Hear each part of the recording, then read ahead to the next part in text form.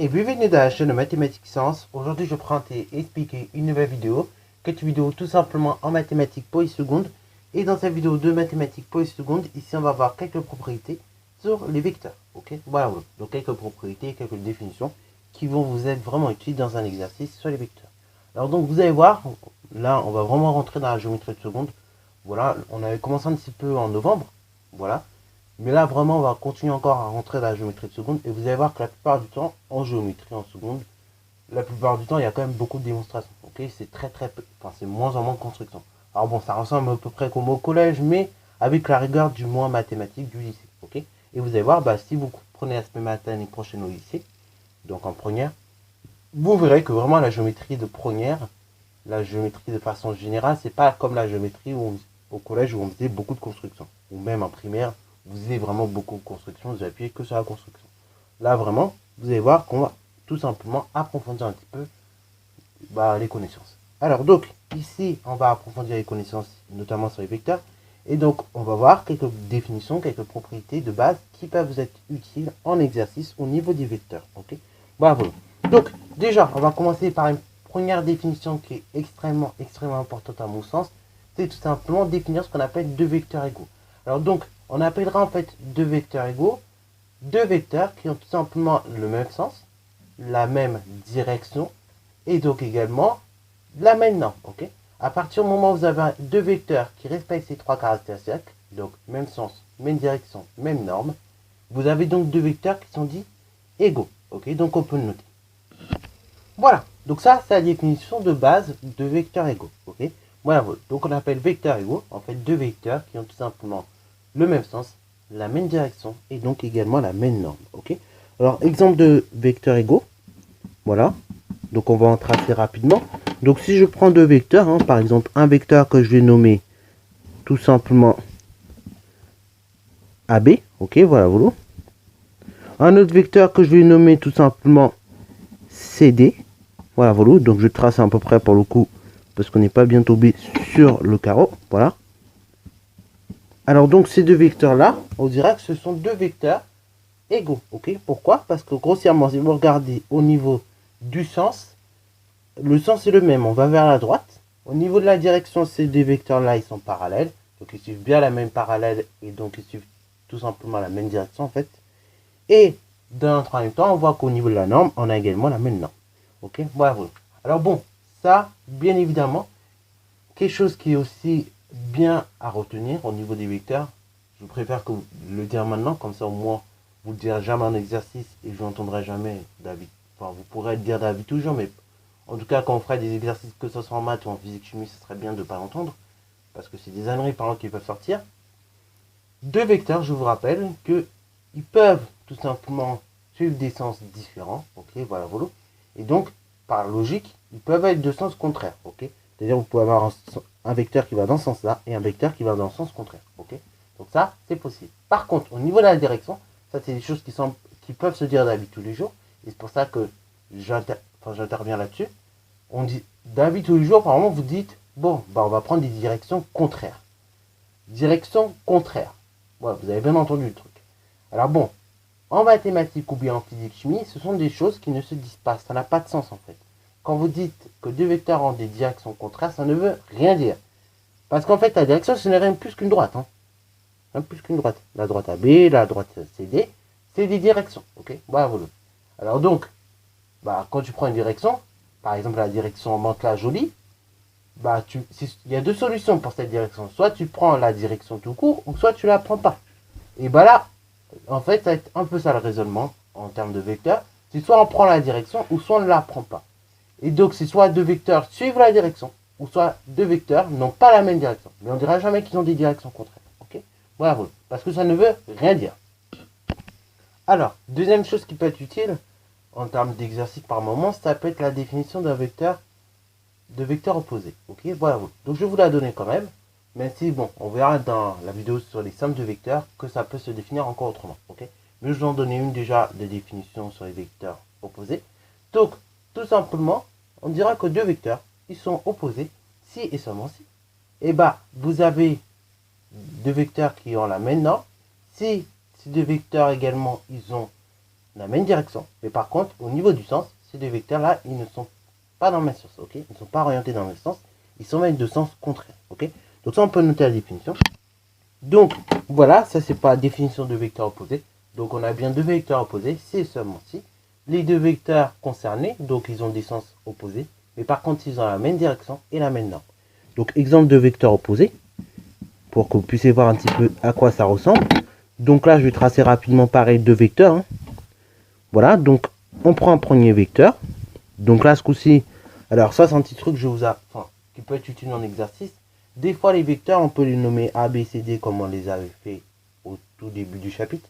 Mais il faut savoir que des fois, pour les vecteurs, donc quand on a notamment des vecteurs qui sont égaux, AB qui est égal à un autre vecteur, tout ça, au lieu de nommer ça avec des majuscules, on peut nommer ça avec des minuscules. La plupart du temps, sur un logiciel, les vecteurs sont également nommés par des minuscules.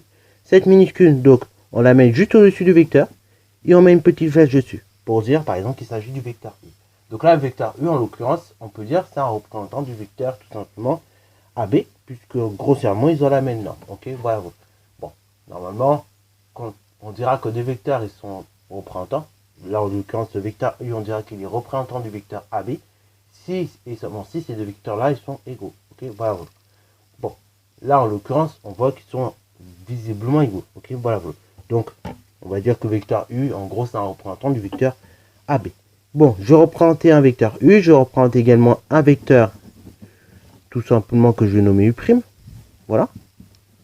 Et donc, ces deux vecteurs-là, U et prime, je peux constater une chose. Je constate qu'ils ont le même sens, je constate qu'ils ont la même direction. Au niveau du sens, justement, faites bien gaffe, ils n'ont pas le même sens, ils sont de sens contraire. Et par contre, au niveau de la norme, là, je vois que ils ont la même norme. Ok, voilà. Donc, on a bien des vecteurs qui sont opposés. Voilà, donc ça, c'est au niveau des définitions. Maintenant, donc, on va s'intéresser à quelques propriétés, justement. Donc, du coup, ici, on va s'intéresser au parallélogramme et au milieu d'enseignement. Alors bon, vous l'aurez deviné pas en termes de longueur, mais en termes vectoriels. Ok, vectoriellement, qu'est-ce qui se passe quand on a un parallélogramme et quand on a le milieu d'enseignement? Donc, on va voir ce qui se passe d'un point de vue vectoriel. Ok, voilà, avec les propriétés. Mais également, donc, au niveau des démonstrations, pourquoi ces propriétés, elles viennent, d'où qu'elles viennent en fait. Ok, voilà. Alors donc, très simplement, dans un premier temps, on va s'intéresser au parallélogramme. Quand vous avez un parallélogramme, donc on va en tracer un rapidement. Bon, alors, du coup, je vous ai tracé un parallélogramme, on va dire, relativement normal, mais il faut savoir qu'également, on pourra avoir un parallélogramme qui est aplati.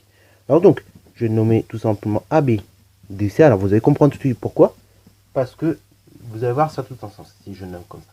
Alors, ABDC, justement, si on regarde au niveau des vecteurs, on peut tracer par exemple deux vecteurs de ce parallélogramme. Alors bon, je vais tracer un vecteur AB, ok, voilà, voilà.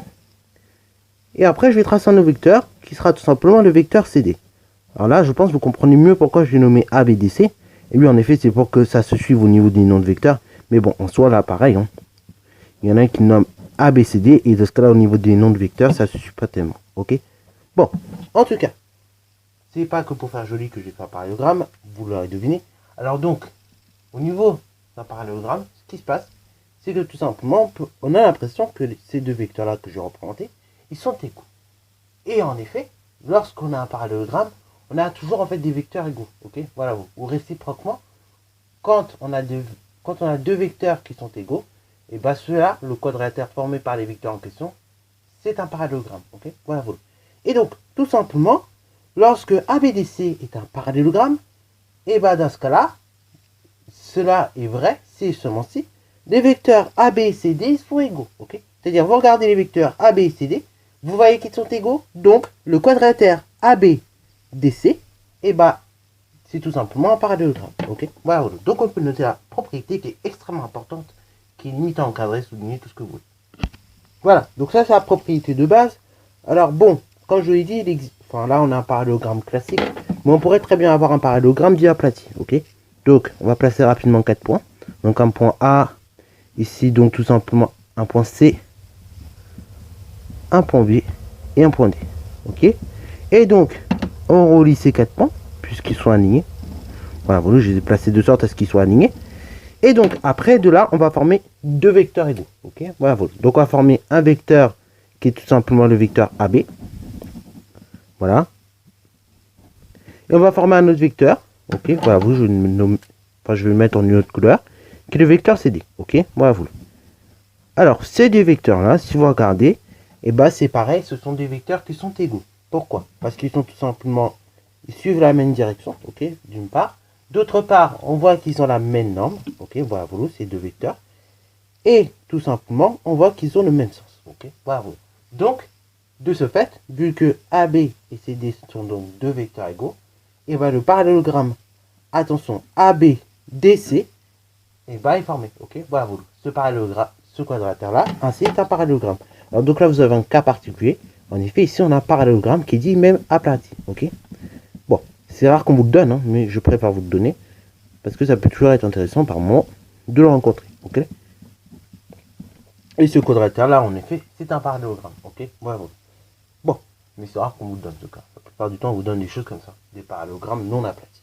Alors donc, cette propriété, elle se démontre, ok. Elle se démontre même assez facilement, puisqu'en fait, on repart même de définitions très très simples, telles que les vecteurs égaux, ok. Donc, on va démontrer rapidement ces propriétés. Et donc, rapidement, pour la démontrer, on va déjà la relire, ok. Alors, vous allez me dire, oui, c'est évident, pourquoi on la relit? On l'a déjà en tête. Mais c'est vraiment important qu'on la relise pour comprendre ensuite la démonstration qui vient derrière. Donc, ici, on nous dit quoi? On dit que ABDC est un parallélogramme si et seulement si, donc AB et CD sont égaux. Si seulement si, donc ces deux vecteurs-là, ils sont égaux, AB et CD. Donc, si et seulement si AB et CD sont égaux, et donc justement, AB et CD, ces deux vecteurs-là, ils sont égaux si et seulement si, ils ont trois caractéristiques. Ces deux vecteurs-là, ils sont égaux si et seulement si, donc ils ont le même sens, ils ont la même direction, mais également, donc, si ils ont tout simplement la même norme. Alors, voilà, vous. Donc ça, tout simplement, ça, c'est apprendre des choses. Ces deux vecteurs-là, ils sont égaux si et seulement si, donc ils ont le même sens, la même norme, également la même direction. Alors bon, ici, on va se concentrer sur deux mots, la norme et la direction. Si ces deux vecteurs-là, donc A, B, C, D, ils ont tout simplement la même direction, cela se traduit par le fait, dans ce cas-là, que les droites A, B et C, D sont tout simplement parallèles. Logique. Bah oui, on a dit que deux vecteurs qui ont la même direction, ce sont finalement deux vecteurs qui sont parallèles. Ok. Voilà. Et deuxièmement, tout simplement, on a dit que les vecteurs A, B et C, D avaient également la même norme, puisqu'ils étaient égaux. Autrement dit, donc, si ces deux vecteurs-là, ils ont la même norme, et ben ça veut dire qu'ils sont logiquement égaux. Ok. Ça veut donc dire également que si ces deux vecteurs-là, ils sont égaux, ça veut donc dire que tout simplement AB vaut CD. Ok. Voilà, voilà. C'est la même longueur. Et justement, rappelons-nous de quelque chose. Je ne sais pas si vous remarquez. AB et CD, AB parallèle à CD, AB qui est égal à CD. Vous remarquez pas quelque chose? Et oui, en effet, c'est les mêmes lettres qui sont utilisées. Autrement dit, donc, finalement, c'est comme si on avait un quadrilatère. Ok, voilà, on avait un quadrilatère comme ceci, par exemple. Voilà, AB, CD. Ok, voilà, voilà, on avait un quadrilatère de ce style-là. Et donc, que ces deux côtés-là en question, ils étaient parallèles, mais en plus d'être parallèles, ils ont tout simplement la même longueur. Et en quatrième, j'avais dit quelque chose d'important là-dessus.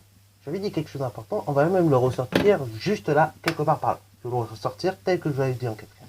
Donc, en quatrième, on avait dit la chose suivante, quand on était confronté à ce genre de cas. On avait dit que justement, si dans un quadrilatère, deux des côtés, donc qui sont opposés, sont parallèles et en plus de même longueur, et bien dans ce cas-là, ce quadrilatère-là est un parallélogramme. Donc, en fin de compte, là, le quadrilatère que vous avez ici, là, qui est formé, c'est tout simplement le parallélogramme ABDC. Okay, voilà. Donc, on peut remettre dans ce cas-là. Or, justement, et si dans un quadrilatère, on a AB qui est parallèle à CD, mais également donc AB qui est égal à CD, dans ce cas-là, ce quadrilatère est un parallélogramme. Et donc, on pourra conclure comme cela, en disant que le quadrilatère ABDC est un parallélogramme. On peut le noter. Alors, du coup, ça, c'est tout pour la démonstration. Donc là, en fin de compte, on a réussi tout simplement à montrer que cette propriété était vraie. Et donc voilà comment elle peut se démontrer en classe de seconde. Voilà. Alors donc maintenant, on va s'intéresser ici au milieu d'enseignement. Et donc on va voir un petit peu la propriété qui explique ce qui se passe au niveau du milieu d'enseignement.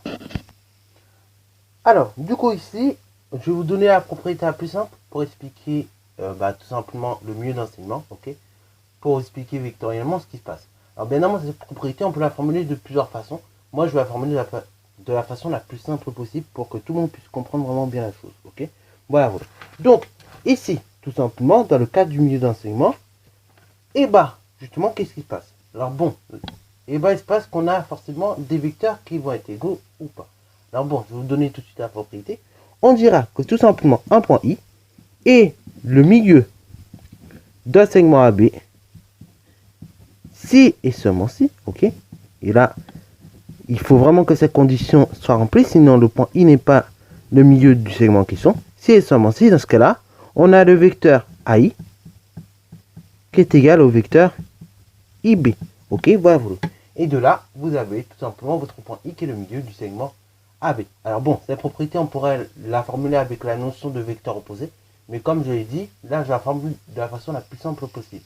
Mais on pourrait la formuler, comme je l'ai dit, avec les vecteurs opposés. Mais bon, comme cette propriété avec les vecteurs opposés, j'en reparlerai dans la vidéo sur les sommes de vecteurs. Et bien dans ce cas-là, je préfère vous la formuler avec la notion de vecteurs égaux. Alors bon, très très simple à comprendre. Hein. Voilà. Donc si on prend un segment AB, ok, voilà, voilà. Voilà, donc là, j'ai un segment AB. Et ben, on dira que le point I, c'est le milieu de AB. Si justement le vecteur AI est égal au vecteur IB. Ok, voilà, voilà. À partir du moment où vous avez cette égalité-là, et bien justement, vous avez deux vecteurs égaux. Ok, enfin, vous avez donc deux vecteurs égaux, ok. Mais à partir du moment où vous avez réussi à démontrer que ces deux vecteurs ils sont égaux, et bien tout simplement, votre point en question, donc le point I en l'occurrence, c'est le milieu de AB. Alors bon, on va rapidement la démontrer, ces propriétés. Alors là, elle se démontre assez vite. Voilà, voilà. Donc, elle se démontre assez vite. Puisque là, voilà. Puisque c'est pas une notion compliquée. Donc, cette propriété, on va la démontrer comment? On va tout simplement reprendre la propriété en telle quelle. Ok. Donc, on a dit que I, c'était le milieu de AB, C seulement C. Donc, tout simplement, le vecteur AI est égal au vecteur IB. Ok. Alors, donc ça prend des choses, mais également, on peut rajouter I, c'est le milieu de AB, si également votre point I appartient au segment AB. Ok. Voilà. Donc, on peut l'ajouter. Voilà. Donc, ça apprend des choses. Alors, cette égalité-là, AI égale IB, elle va se traduire par la chose suivante, donc vous connaissez. Elle va se traduire par le fait que c'est des vecteurs, donc ils ont la même direction, le même sens, et donc également tout simplement la même norme. Donc on peut noter. Voilà, donc ça se traduire de cette façon-là. Ça se traduire par le fait que AI et IB donc auront le même sens, la même direction, et donc également la même norme. Ce qui veut dire donc, ça va se traduire par le fait que dans ce cas-là, tout simplement, les deux vecteurs, ils seront égaux. Ok, voilà, donc ils auront la même norme, comme je l'ai dit. Donc, ça veut dire que AI sera égal à IB. Et autrement dit, donc, C et seulement si, ces deux vecteurs-là, en gros, ils sont égaux. Ok, voilà, voilà. Et voilà, voilà. Donc là, vous voyez que tout simplement, on vient de démontrer la propriété qui explique en gros le fait qu'un point soit bien le milieu d'un segment. Ok, vous voyez, donc cette propriété, elle ne se démontre pas de façon très très difficile.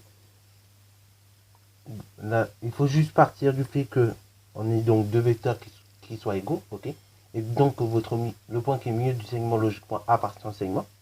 Ensuite donc on explique l'égalité donc des vecteurs, ok, voilà, voilà. Et après de là, on en déduit finalement ce que la propriété dit, ok. C'est-à-dire si et seulement si donc les deux vecteurs ils sont égaux, autrement dit donc si et seulement si, et on a l'égalité en question de départ, qui était AI qui est égal à IB. Ok, voilà, voilà. Donc sur ce, ça fin de cette vidéo. J'espère qu'elle t'a plu. Si c'est le cas, n'hésitez pas à la liker, commenter et bon à en mathématiques et en sciences.